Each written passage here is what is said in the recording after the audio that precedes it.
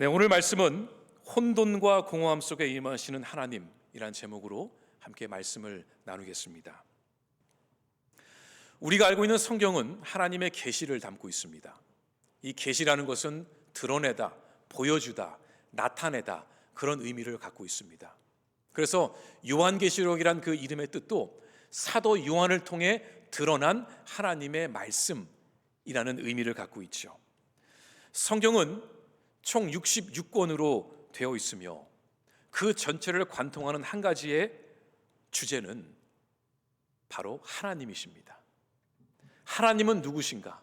하나님은 어떻게 역사하시는가? 우리는 그분 앞에 어떤 존재인가? 이 내용을 담고 있는 것이 성경의 주된 목적입니다. 그래서 우리는 성경을 단순한 오래된 문헌으로 보는 것이 아니라 하나님의 살아계신 말씀으로 우리는 성경을 읽습니다. 그 이유는 이 말씀의 저자는 바로 성령 하나님이시기 때문에, 오늘도 하나님은 이 말씀을 통해 우리에게 다가오시기 때문입니다. 어제 말씀하시고 끝난 것이 아니라 오늘도 우리의 삶 가운데 오셔서 말씀으로 우리에게 다가오시는 하나님, 우리는 그 하나님을 찬양하며 경배하며 예배하고 있는 것입니다. 서점에 가면은 제일 먼저 눈에 들어오는 것이 이 베스트셀러 책들입니다. 올 한 해 가장 인기 있는 책들이 그 진열장의 맨 앞에 쫙 이렇게 진열이 되어 있죠.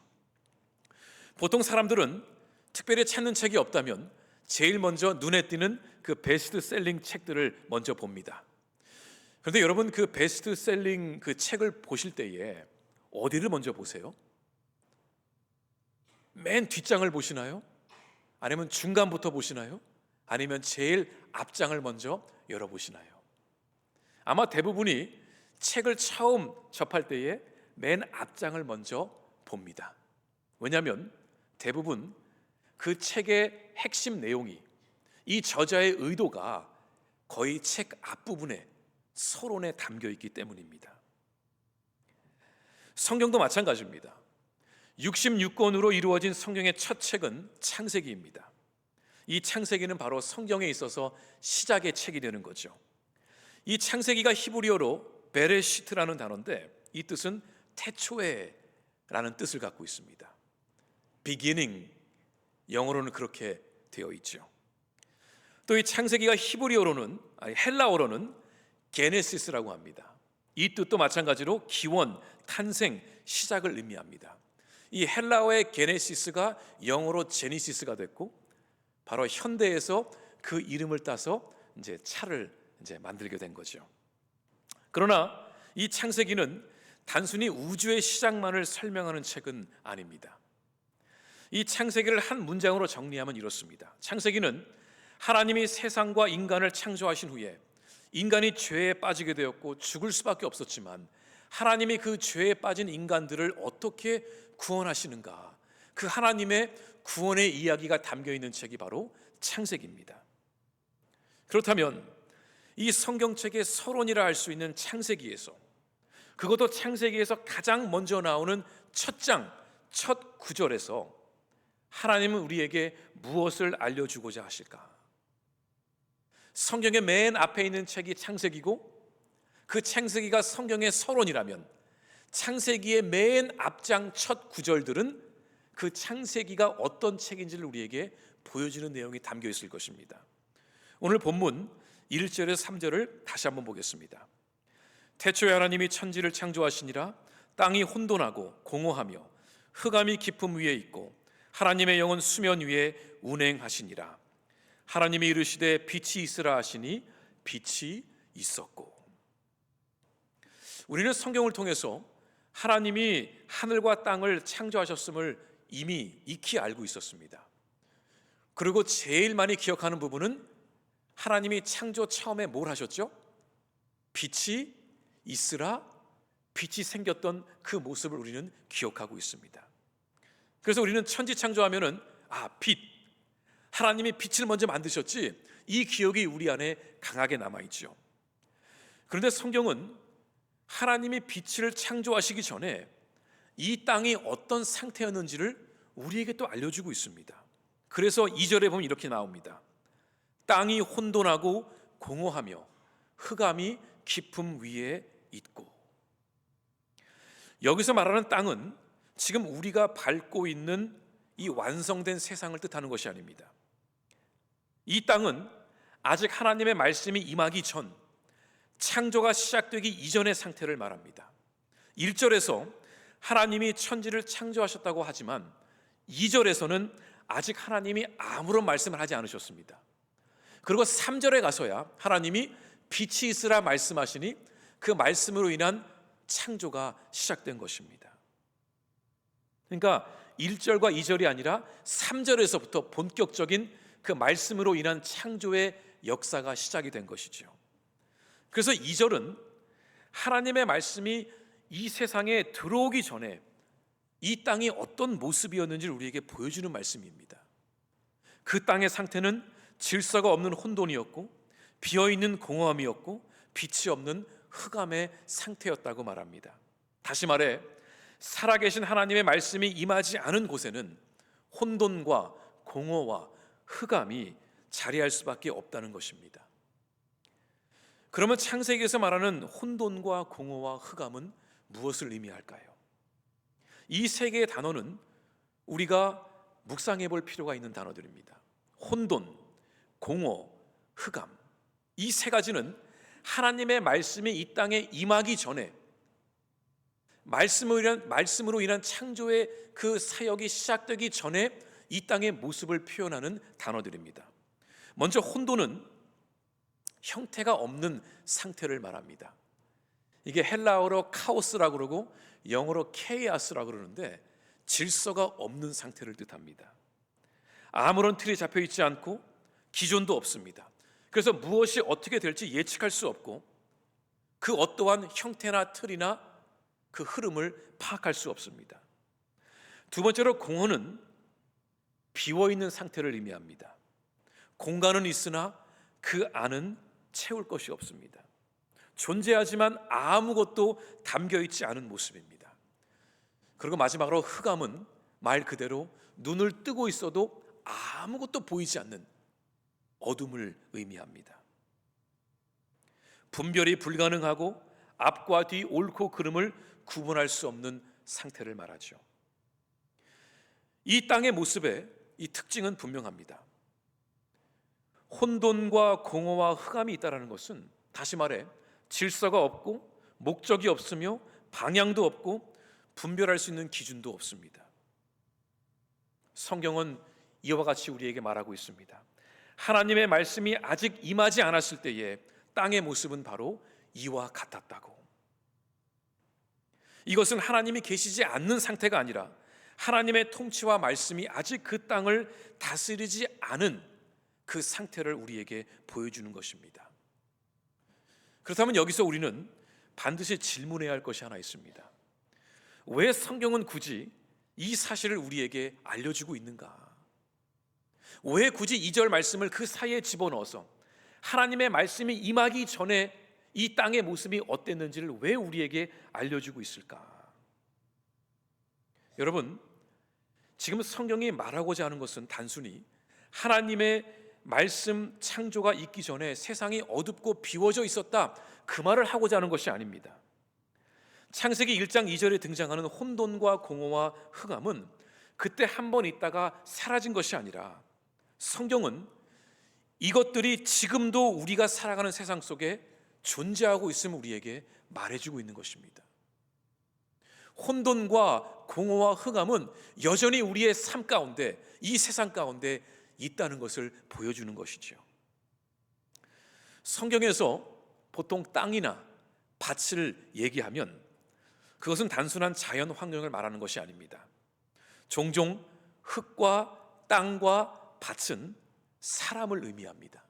더 나아가 사람의 마음을 의미하기도 하죠. 그래서 예수님은 이 씨 뿌리는 자의 비유를 말씀하시면서 씨가 떨어지는 밭이 곧 우리의 마음이라 그랬습니다. 이 흐름 속에서 하나님이 창조하신 첫 번째 그 인간의 이름을 우리는 떠올려 보아야 합니다. 가장 첫 번째 그 인간의 이름이 뭐였죠? 아담입니다. 아담. 여러분, 아담의 뜻이 히브리어로 뭔지 아세요? 이 아다마라는 단어에서 왔는데 이 뜻은 흙이라는 뜻입니다. 흙, 땅, 그런 의미를 갖고 있습니다. 그러나 이 아담은 단순히 진흙으로 만들어진 존재가 아니었습니다. 비록 그의 존재는 흙으로 먼저 지음을 받았지만 그 안에는 하나님의 숨결, 하나님의 영, 하나님의 루하가 그 안에 담겨져 있었습니다. 그래서 아담은 특별한 존재였던 것입니다. 더 나아가 이 아담은 한 개인의 이름이 아니라 성경 전체에서 모든 인간을 대표하는 이름이기도 합니다. 인류 전체의 정체성을 담고 있는 이름이라는 거죠. 이렇게 이해하면 우리는 창세기 1장 2절을 조금 다른 시선으로 읽어볼 수 있습니다. 아담이 혼돈하고 공허하며 흑암이 깊음 위에 있고. 이 말씀은 단지 창조 이전의 세상의 모습을 설명하는 구절이 아니라 하나님의 말씀이 임하지 않은 인간의 상태가 어떤지를 보여주는 것입니다. 하나님의 말씀이 임하지 않은 땅이 혼돈과 공허와 흑암이 있다면 하나님의 말씀이 임하지 않은 인간의 상태도 똑같이 혼돈과 공허와 흑암이 있다는 것입니다. 그렇다면 이 세 가지가 지배하는 그 인생의 모습은 어떤 모습일까요? 그 삶에는 질서가 없고 살아야 하는 목적을 알지 못하며 어디로 가야 할지 방향을 찾지 못하고 무엇이 옳은지 분별할 기준이 없는 삶입니다. 이것이 혼돈과 공허가 가득 차 있는 인생이라는 거죠. 그러므로 창세기는 온 우주가 어떻게 시작되었는지를 설명하는 책에 머물지 않고 이 창세기의 초점은 하늘이 아니라 이 땅에 있는 것입니다. 이 땅에 살아가는 인간에게 맞춰져 있는 것이죠. 죄로 인해 하나님을 떠나 혼돈과 공허와 흑암 속에 허덕이는 그 인간에게 하나님이 어떻게 구원의 길을 보여주시는지, 그 내용이 바로 이 창세기의 내용인 것입니다. 그리고 이 창세기 이야기는 결코 그 책으로 끝나지 않습니다. 그 하나님의 구원의 역사의 이야기는, 그 흐름은 계속 이어져서 마침내 예수 그리스도의 십자가의 사건으로 완성이 되는 것입니다. 여러분, 혼돈 속에 사는 인생 한번 생각해 보시겠어요? 혹시 내 인생이 참 혼돈 속에 있다, 참 혼란스럽다, 이런 생각을 해보신 적이 있으실 것입니다. 혼돈에 빠진 인생은 질서가 무너진 상태입니다. 무엇을 기준으로 살아야 할지 알 수가 없고 무엇이 옳은지 판단하지 못합니다. 가치관이 흔들립니다. 방향을 잃었습니다. 삶의 목적이 보이지 않고 혼란스러운 감정에 사로잡혀 인생을 살아갑니다. 예를 들어 한 사람이 있다고 치겠습니다. 이 사람은 지금까지 세상의 기준을 붙들고 이렇게 살아가면 성공할 거야, 이것이 안정된 삶이라고 여기고 열심히 공부를 해서 대학을 들어가고 좋은 직장을 찾고 결혼을 하고 그 길을 걸어가면 성공된 인생을 살 것이라 생각했습니다. 그런데 어느 날 갑자기 그 믿었던 직장에서 해고가 되었습니다. 순간 무엇을 해야 할지 모릅니다. 지금까지 붙들었던 그 모든 그 가치관과 삶의 질서가 한순간에 무너져 버렸습니다. 이제 어디로 가야 하지? 어떤 기준으로 살아야 하지? 이런 모습이 바로 혼돈 속에 있는 인생의 모습이라 할 수 있습니다. 그냥 단적인 예를 제가 한번 들어본 것입니다. 이 토론토 대학에서 심리학을 가르치는 조던 피터슨이라는 교수가 있습니다. 이분이 낸 책들이 꽤 번역이 돼서 우리 국내에서도 꽤 인기가 있는 줄로 제가 압니다. 12가지 인생의 명언이라는 그 책이 하나가 있죠. 이 교수님은 이 혼돈을 이렇게 표현했습니다. 혼돈이란 미지의 영역, 아직 탐험하지 않은 땅이다 그랬습니다. 모든 것이 무너졌을 때에 우리가 도착하게 되는 곳이 바로 이 혼돈의 땅이라는 거죠. 하루아침에 사업이 무너지고 하루아침에 건강이 무너지고 갑작스런 사건과 사고로 우리의 인생이 180도 바뀔 때에 그곳이 바로 혼돈의 자리라는 거죠. 그래서 성경에서 이 혼돈을 뜻하는 히브리어 단어가 토후입니다. 토후. 근데 이 토후의 뜻이 뭐냐면 맹수들이 으르렁대는 광야, 아무것도 없는 황무지를 뜻합니다. 참 맞는 말입니다. 이 광야는, 황무지는 동서남북을 알 수가 없습니다. 방향 감각을 잃어버리게 됩니다. 그러니까 이 혼돈이라는 것은 마치 광야와 같아서 그 가운데 떨어져 있으면 어디로 가야 하는지, 무엇을 해야 하는지, 어떻게 살아야 하는지 전혀 감을 잡을 수 없는 것이 바로 혼돈의 땅이라는 거죠. 혹시 여러분 가운데 그런 혼돈의 땅을 걷고 있는 분이 계실까요? 그 길을 걸어본 분도 계실 거고, 또 지금 그 혼돈의 땅을 걸어가고 있는 우리 교우들도 있을 것입니다. 그러면 이 공허함 속에 있는 인생은 어떤 인생일까요? 이 공허함은 말 그대로 안이 텅 비워져 있는 상태입니다. 실속이 없고 헛되다는 뜻도 있습니다. 우리는 많은 것을 이루고 난 뒤에도 마음속에 공허함을 느낍니다.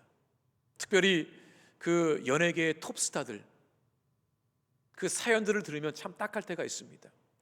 그 많은 사람들 앞에서 엄청난 공연을 하고 모든 인기를 얻고 있는 그 사람들이지만 집으로 돌아가면 그 마음에 찾아오는 공허함을 누르지를 못합니다. 그러고 보면은 인생이 어려워서 포기하는 것이 아니라 어려워도 힘을 내고 허리띠를 졸라매고 헤쳐나갈 수 있더라고요. 그런데 우리의 마음속에 공허함이 짓누르기 시작하면 우리는 그 자리에서 무너지고 맙니다. 많은 것을 이루었음에도 불구하고 공허함을 느끼고, 많은 사람들 사이에 있음에도 불구하고 외로움을 느끼고, 인생의 목표는 있지만 왜 그 목표를 달성해야 되는지 모르며 살아가기도 합니다.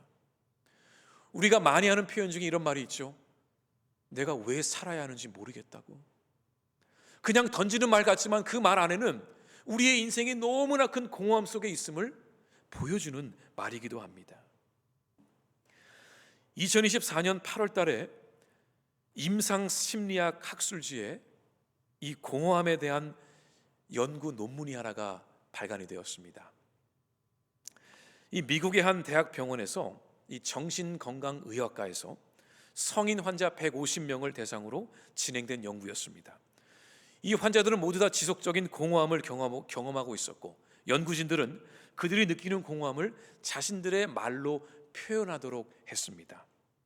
근데 보니까 이 연구가 진행된 이유는 여전히 심리학 분야에서는 이 공허함에 대한 체계적인 연구가 부족하다고 합니다.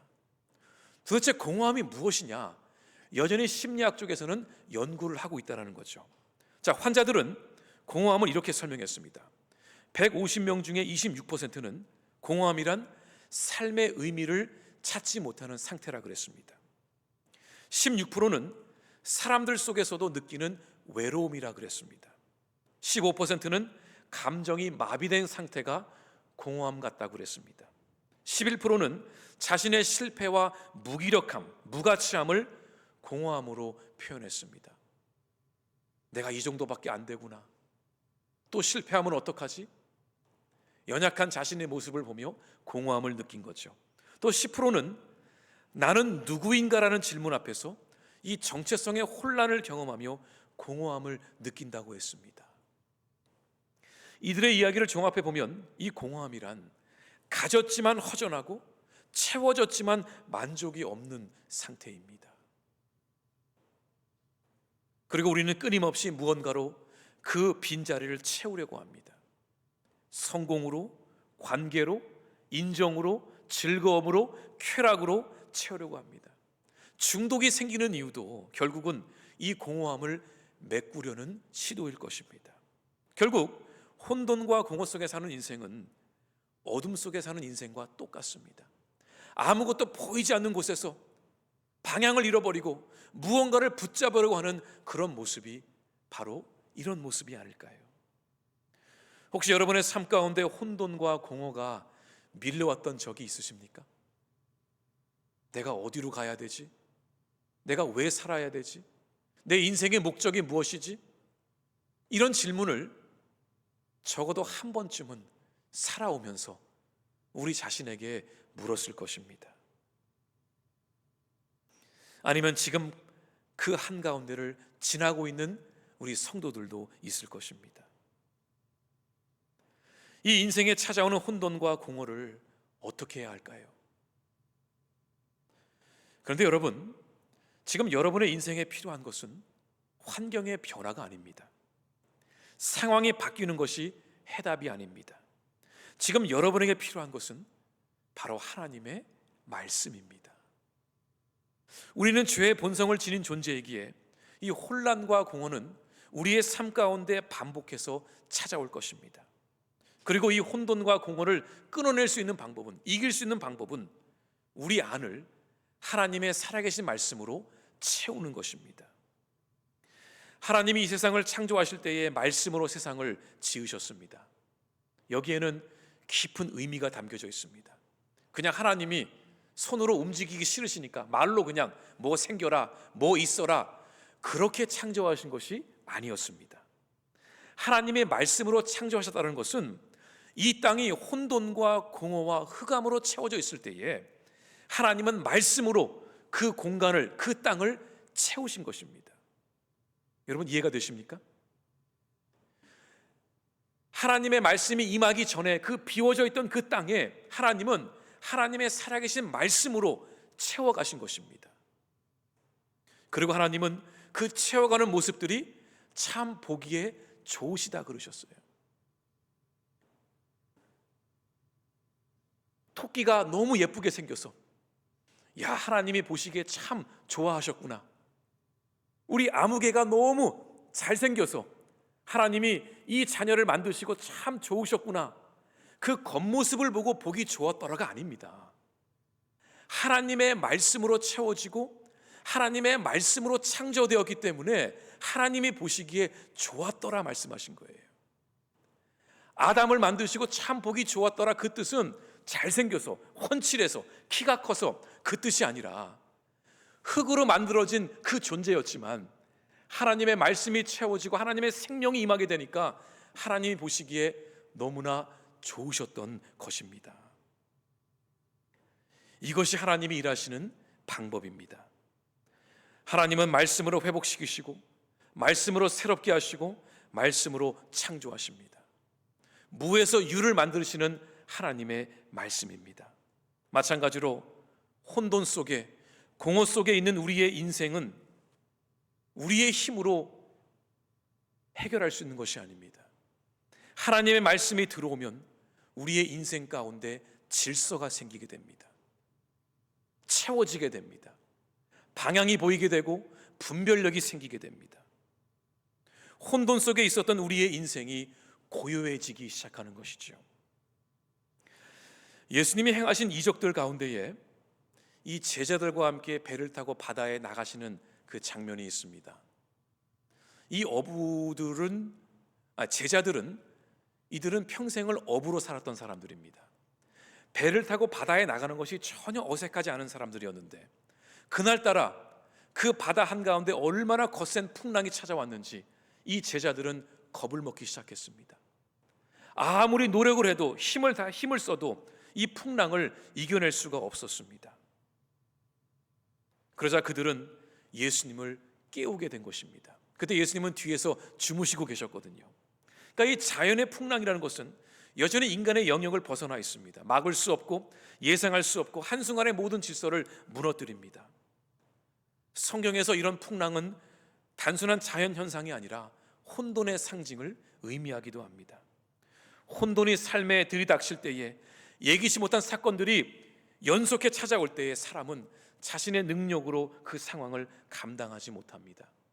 제자들도 그 풍랑 앞에서 속수무책이었습니다. 예수님을 깨웠고 예수님이 일어나셨습니다. 그리고 예수님은 바다와 바다를, 그 바람을 향해 꾸짖으셨습니다. 잠잠해라, 고요해라. 그 말씀 한마디에 그 혼란스러웠던 그 거센 풍랑이 한순간에 잠잠해졌습니다. 이 사건을 통해 우리는 예수님의 능력을 보게 됩니다. 동시에 이 세상 가운데 여전히 혼돈이 존재하고 있음을 확인하게 됩니다. 하지만 주님의 말씀이 임하면 혼란에 있었던 그 자리에 평안이 찾아오고 무질서가 있던 곳에 다시 질서가 세워지게 됩니다. 그 말씀 한마디로 인해서 말이죠. 우리의 공허함도 세상의 것으로 채우려고 하면 안 됩니다. 겉으로 보기에 좋아 보이는 것들, 당장 만족을 줄 수 있는 것들로 그 빈자리를 메울 수 없습니다. 우리의 공허함은 오직 하나님의 말씀으로만 채워질 수 있습니다. 그래서 예수님은 마태복음 4장에서 이렇게 말씀하신 겁니다.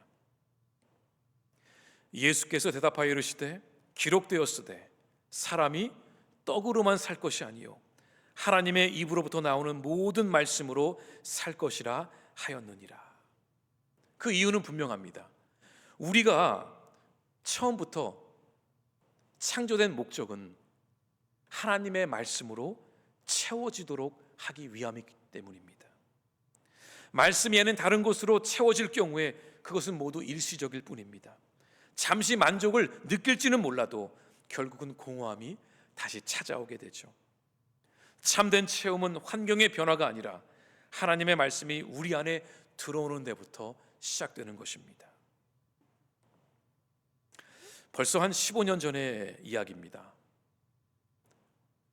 아마 이 이야기를 알고 계신 우리 교우들도 계실 것이고 아마 처음 듣는 분도 계실 것입니다. 그때 제가 경험했던 그 사건은 저의 믿음을 송두리째 바꿔놓았습니다. 하루는 저희 부모님께서 근처에 있는 산에 운동을 하러 산을 올라가셨습니다. 그러니까 미국 뉴저지 어딘가에 있는 산이었는데, 근데 산을 올라갔다가 내려온 뒤에 며칠 뒤에 저희 어머님의 몸이 막 상태가 이상해지기 시작했습니다. 열이 나고 몸살이 오고 감기 증상 같았죠. 근데 약을 먹어도 낫지를 않는 겁니다. 병원을 다녀와도 별 효과가 없습니다. 오히려 상태는 더 나빠지기 시작했습니다. 열은 점점 더 올라오고 미식거리고 나중에는 의식을 잃고 쓰러지면서 구급차를 불러서 응급실로 급하게 가게 되었습니다. 그리고 어머니는 그 즉시 코마 상태에 빠지게 되었습니다. 이게 무슨 일이지? 너무나 당황스러웠습니다. 의사들도 그 상황을 보면서 당황스러워했습니다. 분명히 몇 번을 이 병원에 왔던 환자인데 왜 갑자기 똑같은 증상으로 왔다가 이렇게 코마 상태에 빠지지? 즉시 여러 가지 검사를 했고 검사를 한 결과 병명이 나왔습니다. 그 병명은 이 바베시오스라는 병이었습니다. 알고 보니까 이 바베시오스라는 그 병이, 여러분 그 작은 틱이라는 벌레 아시죠? 틱. 우리 몸에 붙으면 살을 파고드는 그런 벌레입니다. 그 벌레가 몸속에 들어가서 독을 퍼뜨리게 된 것입니다. 그 교과서에 그 바베시오스라는 그 병명이 나와 있다고 그러더라고요. 근데 대부분 우리 몸 안에는 이런 독을 해독할 수 있는 자체 능력이 있습니다.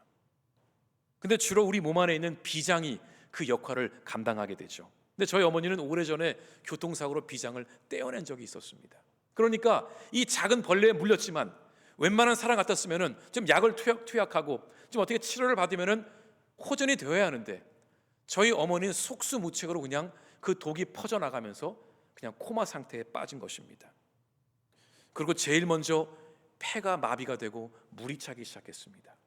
그리고 점점 장기들이 망가지면서 마지막에는 이 콩팥이 작동을 하지 않게 되었습니다. 그런데 알고 보니까 이 어머니를 물은 이 작은 벌레가 남미에서 온 벌레래요. 저 맨 아래 남미에서 어떻게 그 벌레가 미국까지 올라와서 그 자리에서 어머니를 물었는지 여전히 미스테리입니다. 저희 가족은 모두 비상사태에 들어갔습니다. 하지만 속으로는 그래도 코마 상태에 빠졌어도 어머니가 젊으니까 아직 50대 중반이니까 일어나시겠지, 소망을 두고 있었습니다. 그런데 시간이 흘러서 한 달 반이 지나고 2달 가까이가 되었습니다. 어느 날 병원에서를 부르더라고요. 그들이 저한테 미안하지만 어머니가 오늘 저녁을 넘기지 못할 것 같다고 그 말을 하더라고요. 그러면서 저한테 그 의사 선생님이 저한테 뭐라 그랬냐면, 아직도 제가 그 말이 기억이 나요. 이렇게 영어로 말했어요. If you are religious, start praying to your God. 네가 만약에 종교가 있다면 네가 믿는 신에게 기도해라. 어머니는 오늘 밤을 넘기지 못할 것입니다. 그 말을 듣는 순간 제 삶의 모든 것이 무너져 내렸습니다. 그리고 그 즉시 밖으로 나가서 차에 타서 정처 없이 그냥 돌아다녔습니다. 이제 어떻게 해야 되지? 어떻게 살아야 되지? 분노가 올라오기 시작했어요. 하나님 어떻게 이러실 수 있죠? 하나님 어떻게 우리 가정에게 이런 고난을 주실 수 있죠? 제 감정을 어떻게 컨트롤을 못 하겠더라고요. 마치 그 거센 풍랑이 그 배 위를 덮친 것처럼 제 마음이 막 흔들리기 시작했어요. 하나님을 안다고 고백했지만 알 수가 없었습니다. 목사였지만 평안함을 찾을 수가 없었습니다. 제 자신이 점점 작아지기 시작했습니다. 제 마음속의 모든 질서가 무너지고 커다란 공허함이 찾아오기 시작했습니다. 그때에 저는 제 삶 가운데 찾아온 혼돈과 공허와 암흑을 경험했던 것입니다. 그냥 답이 보이질 않더라고요. 그런데 그때 제가 운전을 하면서 어느 목사님의 설교를 제가 듣고 있었는데, 그때 그 설교 가운데 하나님의 말씀이 제게 순간 딱 들렸는데, 그 말씀이 욥기의 말씀이었어요. 주시는 분도 하나님이시고 가져가시는 분도 하나님이시니. 그 말을 딱 들었을 때 제 마음속에 말로 표현할 수 없는 평안이 찾아왔어요. 그래, 어머니를 주신 분도 하나님이시고 가져가시는 분도 하나님이시지. 언제 내 삶에 내가 주인이 된 적이 있었는가? 모든 것이 하나님의 것이고 하나님의 마음대로 하나님의 뜻 가운데 이루어지는 것인데, 내가 뭐라고 주님 앞에서 원망을 하고 분노를 표출하며 이루고 있을까? 하나님이 하시는 것이지, 하나님의 섭리지. 그 말씀을 듣는 순간 제 마음속에 평안함과 담대함이 찾아왔어요. 그리고 저도 이렇게 고백했습니다. 하나님, 어머니의 죽음을 믿음으로 받아들이겠습니다. 그때 얼마나 하나님 앞에 감사했는지 그 차 안에서 펑펑 울었던 기억이 아직도 제 안에 있습니다. 그때 또다시 깨달았죠. 이것이 말씀의 힘이구나. 말씀으로 회복되는 것이 이런 것이구나. 말씀으로 새로워지는 것이 이런 것이구나. 우리는 말씀이 없이는 살아갈 수 없구나. 그 어떠한 우리의 힘으로도 인생에 찾아오는 혼돈과 공허함과 암흑을 이겨낼 수 없구나. 하나님의 말씀으로 채워져야 하는구나를 깨달았던 귀한 시간이었습니다. 시간상 결론부터 말씀을 드리면, 저희 어머니는 코마에서 기적같이 깨어나셨고 2년 전에 저희 교회를 이렇게 다녀가셨어요. 그때 어머니의 사건이 그 병원 전체에서 큰 화제거리가 되기도 했었습니다. 되돌아보면 하나님께서 저희 부족한 가정에게 주셨던 믿음의 시험이었다고 생각을 합니다. 사랑하는 성도 여러분, 2026년 새해가 밝아왔습니다. 우리는 첫 주일을 예배의 자리에 이렇게 나왔습니다. 우리 다 같이 다짐할 수 있기를 바랍니다. 새해에는 우리의 심령이 오직 하나님의 말씀으로 채워지게 하여 주시옵소서. 우리의 혼돈과 공허와 흑암이 말씀으로 채워짐으로 믿음의 사람이 되게 하여 주시옵소서. 우리에게 지금 필요한 것은 그 세상의 어떤 것도 아니고 오직 살아계신 하나님의 말씀인 줄 믿습니다. 말씀으로 채워진 자는 절대로 혼돈이 오지 않습니다. 절대로 공허함이 찾아오지 않습니다. 절대로 흑암이 찾아오지 않습니다. 그 말씀 붙들고 담대히 우리에게 주어진 믿음의 길을 걸어가는 저와 여러분 될 수 있기를 간절히 주님의 이름으로 축원합니다. 같이 우리 말씀을 붙들며 결단의 기도 드리겠습니다. 하나님 아버지, 감사합니다. 소망을 가지고 2026년도를 맞이하게 하심에 감사합니다. 올 한 해도 주님께서 이루실 그 많은 기적들, 역사하심을 기대하며 나아가게 하여 주시옵소서. 우리의 삶이 온전히 주님의 말씀으로 채워지게 하여 주시옵소서. 살아계신 주님의 말씀이 우리의 심령을 채울 때에 혼돈도 공허함도 흑암도 물러갈 줄 믿습니다. 우리 모두가 말씀의 사람이 되게 하여 주시옵소서. 말씀을 붙들고 말씀을 외우고 말씀을 읽고 그 말씀이 우리의 삶의 모든 영역 가운데 채워지는 역사가 임하게 하셔서 모든 영적 싸움에서 그 믿음의 경주 속에서 하나님의 말씀으로 승리하는 우리 모두가 되게 하여 주시옵소서. 하나님, 주의 말씀으로 우리의 삶을 재창조시켜 주시옵소서. 회복시켜 주시옵소서. 새롭게 하여 주시옵소서. 우리 프랑기 교회가 올 한 해 주님의 말씀을 붙들며 하늘을 향해 독수리처럼 날아 올라가게 하여 주시옵소서. 우리 말씀을 붙들며 함께 결단의 기도 드리겠습니다.